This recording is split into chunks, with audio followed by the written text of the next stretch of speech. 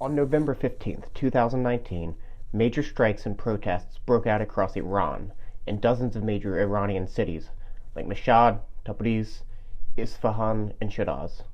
Even Tehran, the capital of the Islamic Republic and the seat of its military and intelligence forces, was convulsed by uprising. As these protesters paralyzed Iran, regime security forces responded with brutality, killing over 1,500 Iranians and injuring thousands more. The tumult and bloody upheaval continued into the new year, with new international dimensions. On January 3, 2020, American military forces launched a drone strike on General Qasem Soleimani in Iraq, killing him and an allied Iraqi militia commander. Soleimani, the commander of the elite and powerful Quds Force of the Iranian Islamic Revolutionary Guards Corps, had been a bane to U.S. national security forces for years.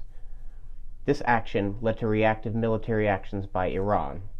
On January 7th, the Revolutionary Guards Corps launched dozens of rockets at U.S. military positions in Iraq, in which there were no fatalities. But that same evening, possibly in the confusion and furor of the post-Soleimani strike, Iranian forces also shot down a Ukrainian passenger plane, which killed all passengers aboard, most of them Westerners, but dozens of Iranians as well. This tragedy has led to renewed anti-government protests, which is where we find ourselves in February 2020. While history moves quickly, and the Iranian protests of 2019 and 2020 are even unfolding now, this interview is about where the story began a few short months ago. So we're here with Dr. Daniel Brumberg, the co-founder and current director of the Democracy and Governance program here at Georgetown. Professor Brumberg is an expert on the Middle Eastern region, particularly on Iran, and he has just written a widely cited piece with the Arab Center of Washington, D.C. on the growing protests and unrest in Iran. So, Professor, let's just start with some background. This year was the 40th anniversary of the creation of the Islamic Republic. What do you think its legacy so far has been on the wider Middle East and the world as a whole? Well, it's not a one-dimensional legacy. Iran's revolution means many things for the region. It means probably the only example of a successful social revolution that totally overturned an existing power system and replaced it with a new power system run by a new political elite with a different ideology. That is something that was really unprecedented for the region, and it continues to provide inspiration for those who are looking for a more sort of revolutionary model. Having said that, it's also a model of autocracy, and that many folks in the region recognize that they wouldn't want to emulate that specific outcome. So that's a very negative legacy, and finally it represents the effort of a political elite and clerical establishment to impose a particular vision of Shiite Islam on the Islamic Republic, and that has been a challenge to the Sunni world in the Middle East and beyond, and has certainly helped to generate this process of sectarianization that has been much discussed in the literature and among political scientists and policymakers. Well, this current backlash or set of protests started as a consequence of the decision of the government of Iran to raise the price of fuel about 200%. And this was I think the impetus for a protest movement which moved very quickly, or a series of protests, because it's really not a movement yet, is it? A series of protests against the price hike that increasingly took on a political coloring and focus.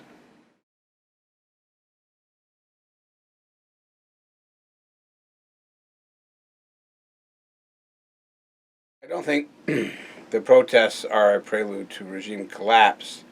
They are certainly, in many respects, unprecedented, and the amount of violence that the regime has used to kill what may be up to 1,000 people is, apart from its obvious moral implications, from a political point of view, that the fact that the regime felt it had to use that kind of violence really suggested that, from its perspective, was facing the possibility not only of what it saw as a direct internal threat, but I'm sure the leaders of the Islamic Republic are convinced that this was partly instigated from without by the United States and its allies in the region. So, viewing this as a nearly existential threat, they used a degree of force, which really suggests that what's happening in Iran is not that it's moving towards the collapse of the regime, but towards a further strengthening of the security apparatus and the Revolutionary Guard in particular, and a return to an effort by hardliners to really denude the Islamic Republic of whatever few democratic aspects it had in the governing apparatus.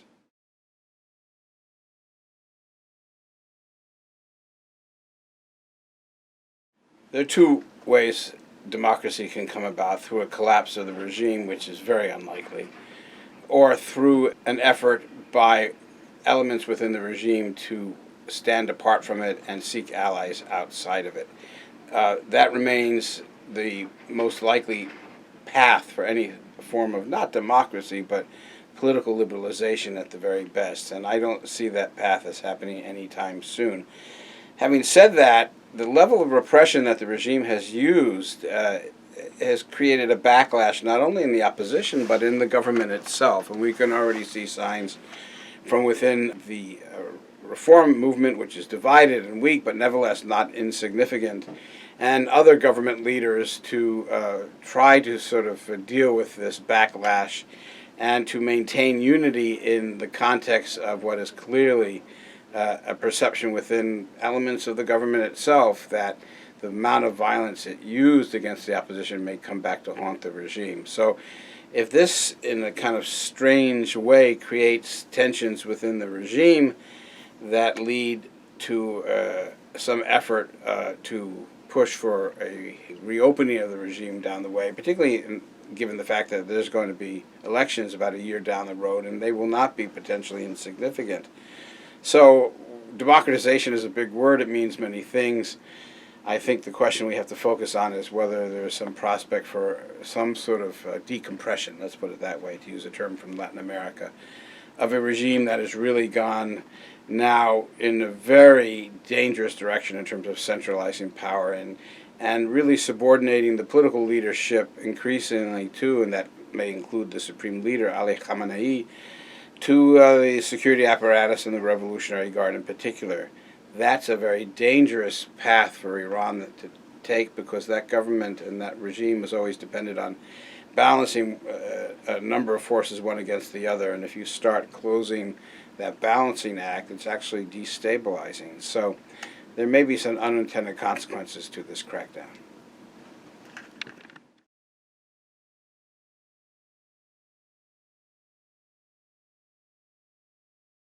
Well, the Arab Spring was a series of rebellions that, in most cases, did not lead, in fact, only one case led to democratic change. The Arab Spring situation, I suppose, if we look back at it, unfortunately meant increasing repression and, in some cases, a sliding into civil war.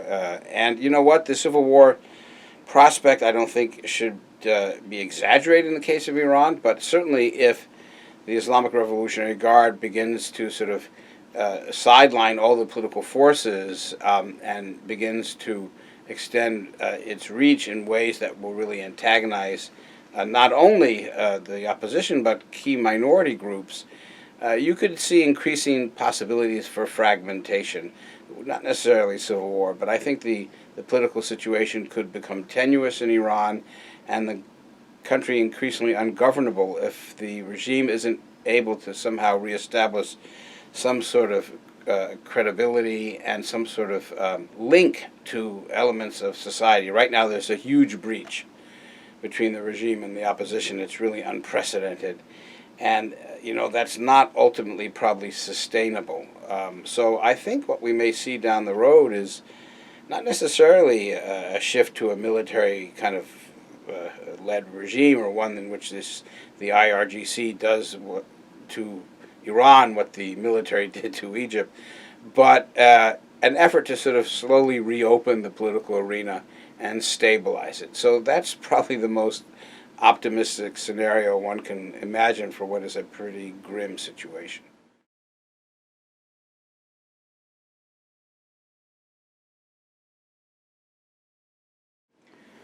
Well, I would very much caution against the notion that the U.S. is in a position to do anything positive in terms of the U.S. government. I'm not talking about NGOs, I'm not talking about the UN, I'm not talking about the international community as a collective. But if the U.S. would try to intervene directly or indirectly, it would only strengthen the hand of the hardliners. Ultimately, this is an internal power struggle, and it's going to be fought out along those lines. So I think that there isn't much the U.S. can do except add its voice to the condemnation of the human rights violations committed by this regime. It is not unresponsive to international public opinion, and we have to be in a position where we can add our voice.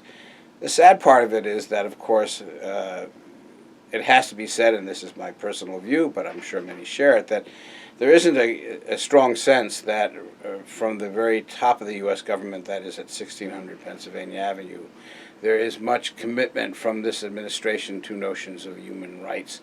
Not that the U.S. ever was consistent in this regard, but there's been a clear and very public downgrading of the human rights issue in U.S. foreign policy by this president. So any effort to invoke the human rights agenda by this administration will be seen as purely an instrumentalization of an important principle for purposes of scoring political points.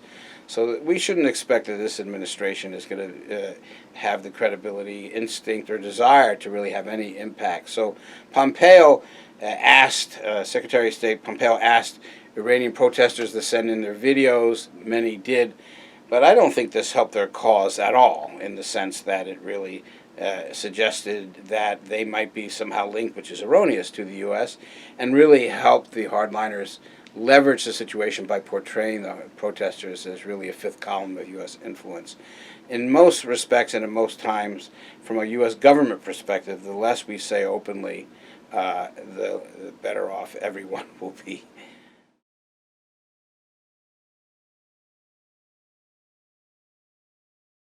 Well, I think we would all agree that it hasn't exactly been a success story. The one country which has had a transition to democracy and is struggling to institutionalize and consolidate that transition is Tunisia. Beyond that, we have no examples of successful democratic uprisings leading to democratic governance. On the contrary, we've had the strengthening of authoritarian regimes in Egypt and in Saudi Arabia and Bahrain. And we've had the breakdown of states in Libya and Yemen, for example, and of course in Syria as well, and partly in Iraq. So this is not a happy story so far. But there are other important changes going on that may signal a longer-term prospect for democracy. But for the moment, one can't say that the record is very positive. It really demonstrates the tenacity of governments and their determination.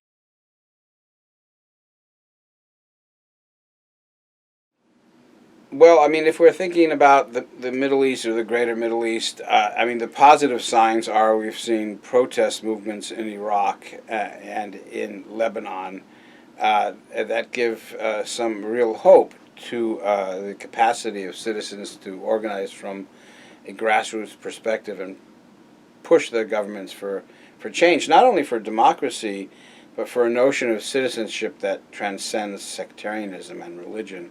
So when, in particular, we see this sort of rising urban middle class in Lebanon making the case for a non-confessional form of politics, it's very inspiring.